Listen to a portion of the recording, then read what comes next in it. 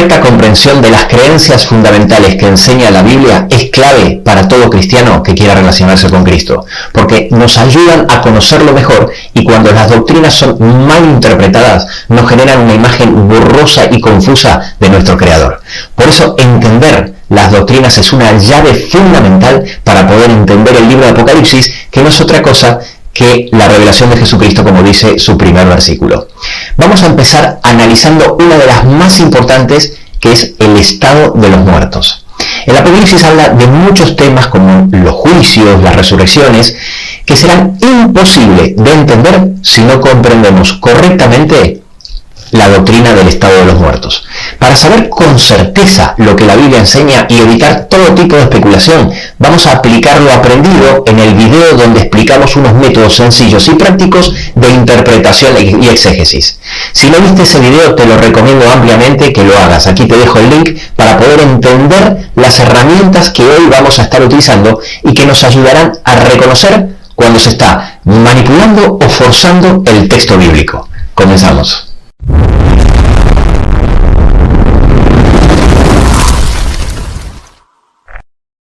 Con respecto al dogma del estado de los muertos, hay dos creencias contrapuestas entre sí, las cuales vamos a llamar creencia 1 y creencia 2.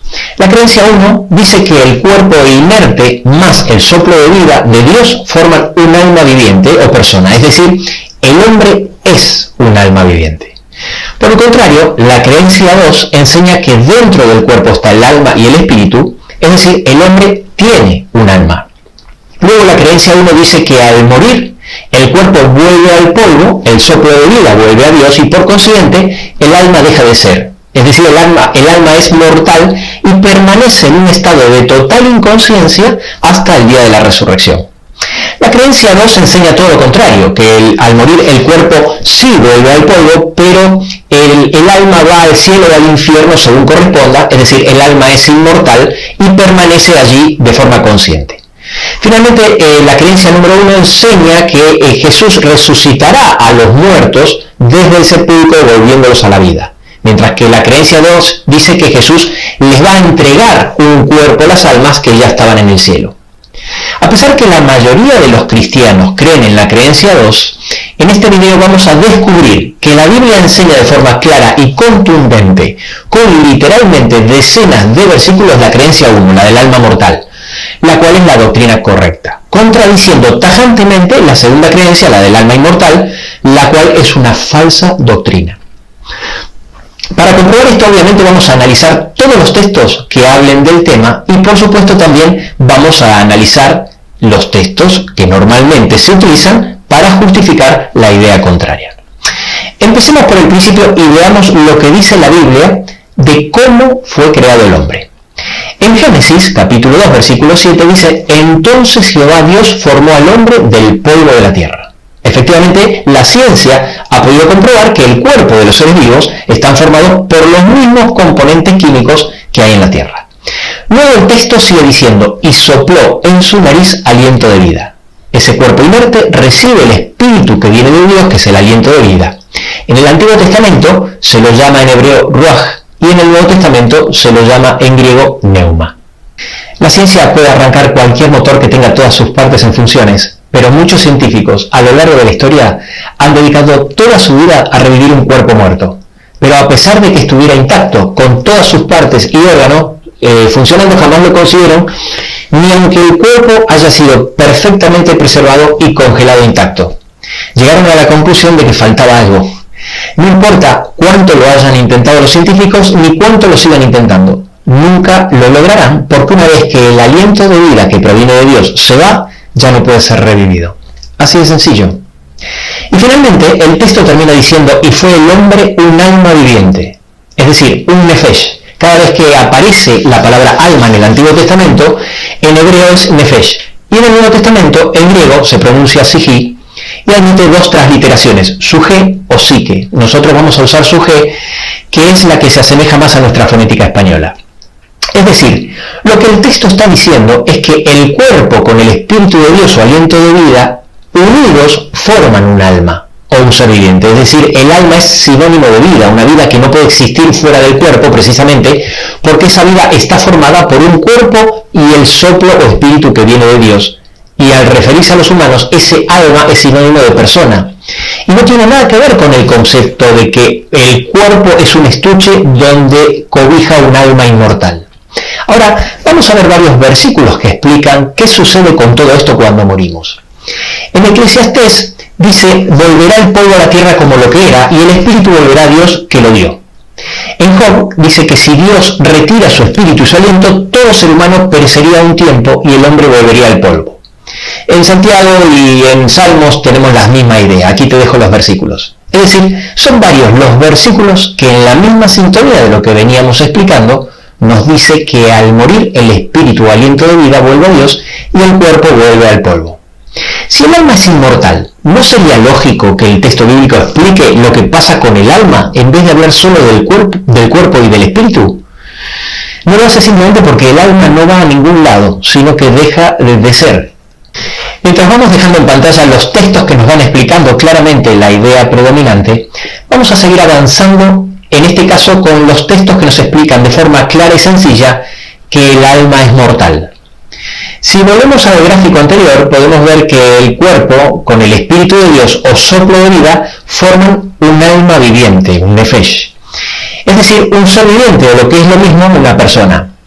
A tal punto que la palabra nefesh, que aparece en el Antiguo Testamento 754 veces, se traduce más veces como vida o persona que como alma. ¿Sabías que en la Biblia hay una gran cantidad de textos que dicen que el alma es mortal o que puede morir?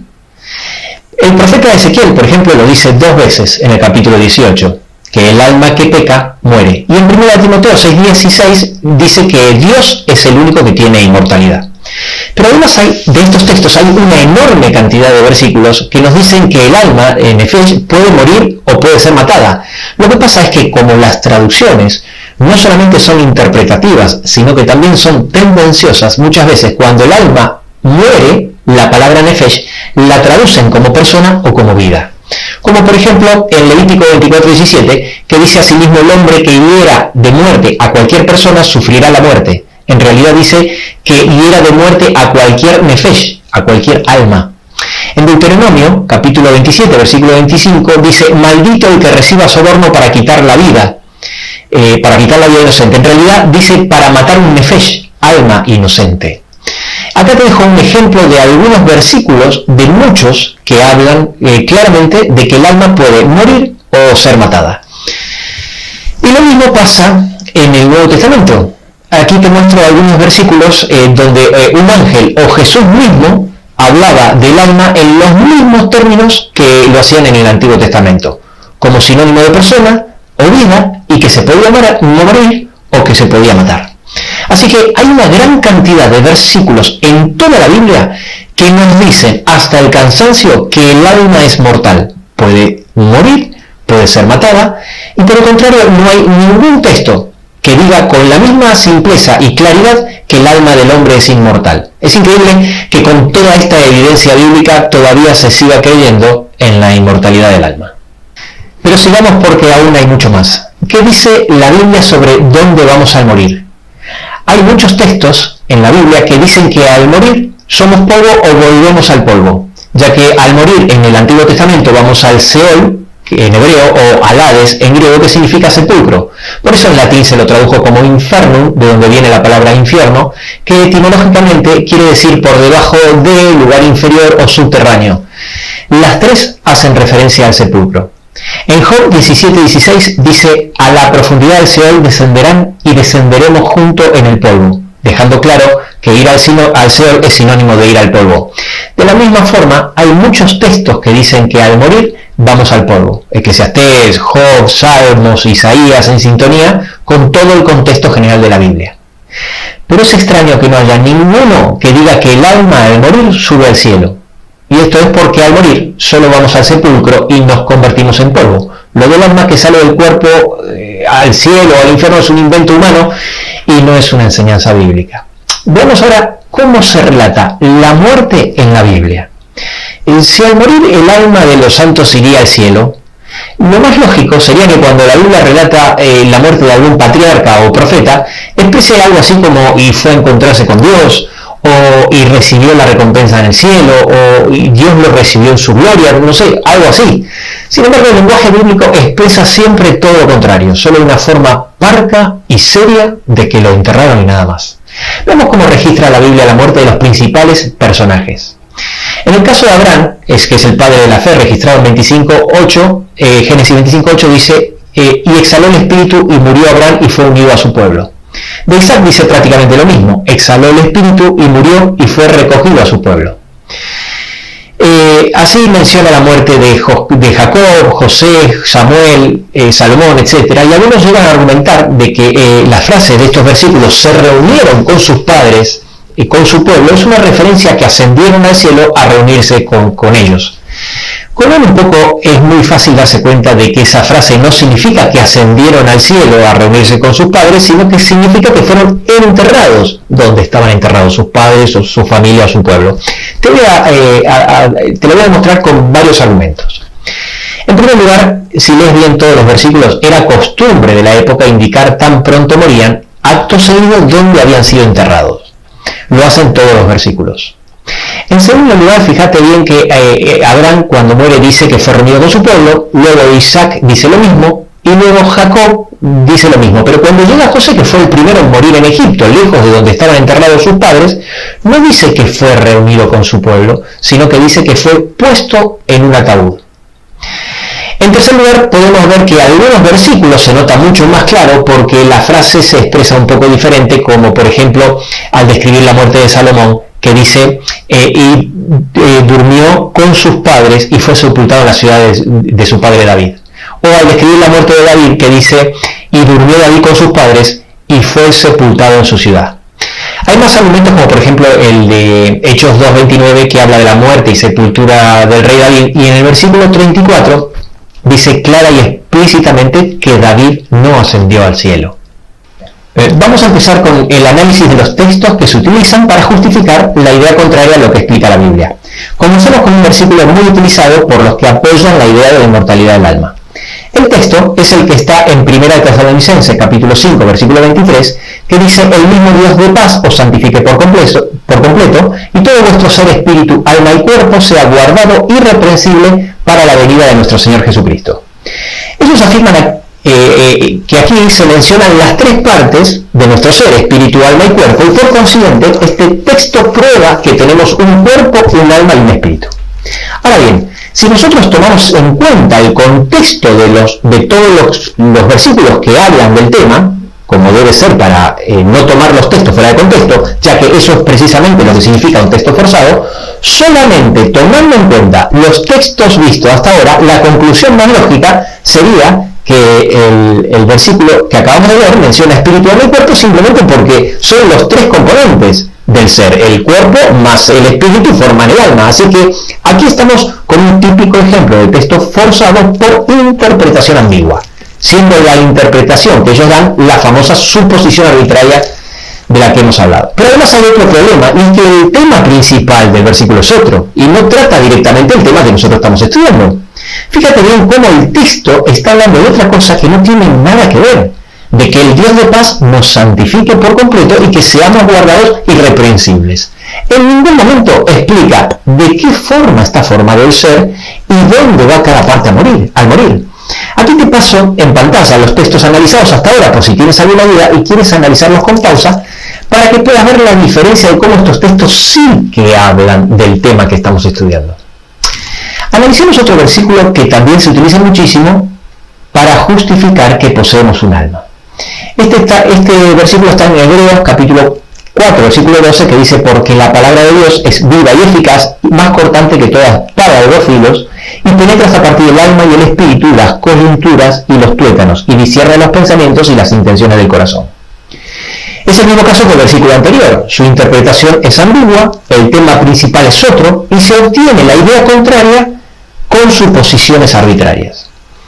Pero además, con otro agravante, que es una metáfora, ya que está hablando de la Biblia como una espada de dos filos. En las metáforas usan palabras para generar una emoción en el lector con connotaciones diferentes de las que tendría en el sentido literal, porque son de uso figurado. Y precisamente es por este motivo que las metáforas, al igual que las parábolas, son interpretadas siempre a la luz de la doctrina verdadera y nunca al revés. De paso, en el Nuevo Testamento, incluso después de la muerte de Cristo, la Biblia relata la muerte de la misma manera que en el Antiguo Testamento. A modo de ejemplo, aquí tenemos un versículo de Juan el Bautista, al cual Jesús llamó el mayor de los profetas, que fue primo de Jesús. Se le dice que tomaron el cuerpo y lo enterraron. Y de Esteban, que fue el primer mártir cristiano, mientras lo apedreaban, dijo: recibe mi espíritu, y durmió. En total coincidencia siempre con los textos anteriores, respaldando de forma unánime la doctrina bíblica que enseña que el espíritu vuelve a Dios y el alma deja de ser. He dejado a Moisés para el final de esta etapa, ya que el caso de Moisés es totalmente diferente. En el caso de Moisés sí sabemos con certeza que está en el cielo, porque la Biblia lo muestra que en la transfiguración de Cristo se aparecieron Moisés y Elías para hablar con Jesús. Por consiguiente, los que defienden la inmortalidad del alma dicen tener en la aparición de Moisés una prueba irrefutable de que al morir vamos al cielo, porque Moisés sí que murió y sabemos que está en el cielo. En el caso de Elías es irrelevante y no hace falta tomarlo en cuenta, ya que la Biblia menciona en 2 de Reyes, capítulo 2, versículo 11, que Elías ascendió al cielo sin conocer la muerte. Y por consiguiente no entra en conflicto con el tema que estamos tratando del estado de los muertos. Pero en el caso de Moisés es diferente, porque en Deuteronomio capítulo 34, versículos 5 y 6, la Biblia nos dice explícitamente que Moisés sí que murió. Sin embargo, yo creo que esto es justamente una prueba irrefutable de que al morir no vamos al cielo. Y me explico. Analicemos un poco el contexto. El caso de Moisés es un caso extraordinario. En primer lugar, Moisés fue el primer ser resucitado. Es decir, Dios muestra a todo el universo entero con Moisés que él tiene el poder y la victoria sobre la muerte. Y en segundo lugar, Moisés es uno de los dos únicos casos registrados en toda la Biblia donde hay una resurrección para luego ser llevado al cielo. Moisés es el primer caso y el único del Antiguo Testamento. Es decir, el único antes de la muerte de Cristo, y el hecho está registrado en Judas, capítulo 1, versículo 9. Obviamente el diablo se interpuso para evitarlo porque Jesús aún no había pagado la redención por Moisés, pero Jesús le dijo: el Señor te reprenda, y se lo llevó igual. El otro caso, pero después de la transfiguración, justo en el momento de la muerte de Jesús, es el que está registrado en Mateo capítulo 27, del 51 al 53, donde dice que el velo del templo se rasgó en dos y la tierra tembló, los sepulcros se abrieron y muchos de los santos, no todos, los que habían dormido, saliendo de los sepulcros se levantaron. Estos que resucitaron cuando Cristo muere son llevados al cielo junto con Cristo cuando Él asciende y son llamados las primicias. Pero de esto ya vamos a hablar más adelante cuando desarrollemos con detalle el tema de las resurrecciones. Pero antes necesitamos entender este tema del estado de los muertos. De paso, hubo otros casos de personas que resucitaron para seguir viviendo en esta tierra y luego envejecieron y volvieron a morir de forma natural, como todos los demás. Aquí te dejo un listado de quiénes fueron. Pero volviendo al tema que nos ocupa de Moisés, yo pregunto, ¿qué casualidad que con todos los personajes tan importantes que hay en la Biblia, justo es Elías y Moisés los que aparecen en la transfiguración? Hay literalmente decenas de personajes en la Biblia que podrían haber aparecido, pero sin embargo aparecieron solo ellos dos. Así que el hecho de que justo aparezca Elías y Moisés, que son los únicos en la Biblia, y Moisés, que es el único que cuenta que resucitó, es una prueba contundente de que los demás duermen.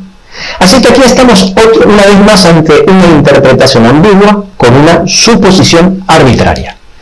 De paso, la narración bíblica de que Moisés fue resucitado hace que sea aún más raro de que no haya ni un solo registro de alguien que al morir se haya encontrado con Dios o haya entrado en el paraíso, ¿no te parece? Hasta aquí tuvimos la primera parte.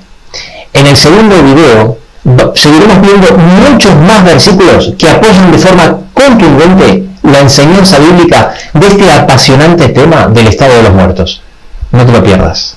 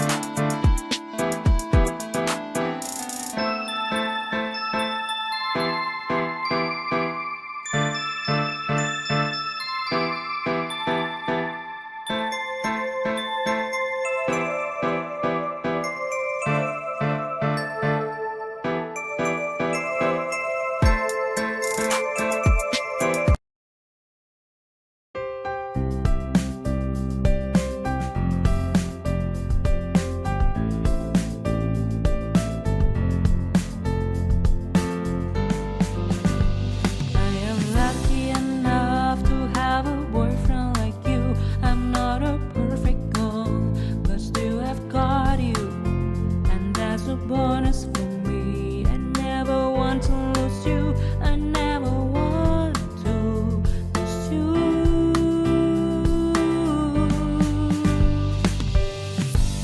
You will not believe, but it is true when I say that you are the more important person in my life. Your love has conquered my heart and left me asking for more. I love you for who you are.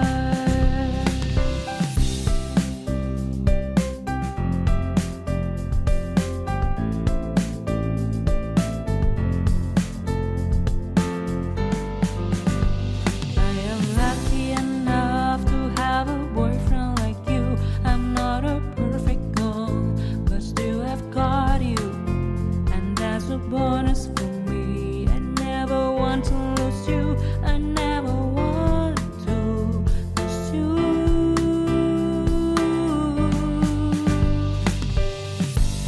You will not believe, but it is true when I say that you are the more important person in my life. Your love has conquered my heart and